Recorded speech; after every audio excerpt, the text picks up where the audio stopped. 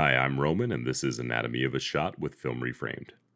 This week, we're breaking down images from the 5 films nominated for Best Feature at the Independent Spirit Awards. And today, we're analyzing this composition from Peter Hujar's Day, a film depicting a true life conversation between photographer Peter Hujar and journalist Linda Rosenkrantz.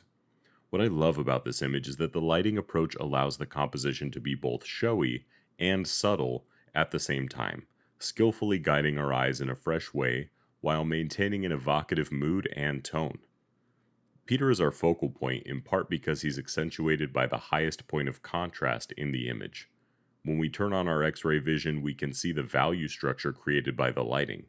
What's unique here is that rather than lighting for the subject, the filmmakers have chosen, in this instance, to light the space and then place their subjects within it. Due to the contrast, our eye would have been drawn to this section of the composition anyway, whether Peter was there or not. But because he is, and because his mouth is placed within the larger light value, it calls our attention to this specific part of his body, and reminds us that everything we are watching is based on a real audio recorded interview of him from 1974.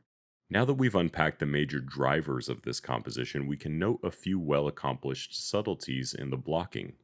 First, I'd like to point out that Peter is slightly taller than Linda in the composition, which further reinforces his status as the primary point of interest. He has a nice amount of negative space around him, and that allows for a clear eye path as well. But next we'll talk about Linda. By diminishing her height and allowing her form to exit the composition, she becomes our secondary point of interest, and she draws our eye to frame right, but only after we've noted Peter. Her eye line is also in alignment with the beam of light on the wall, allowing our eye to naturally flow to her face.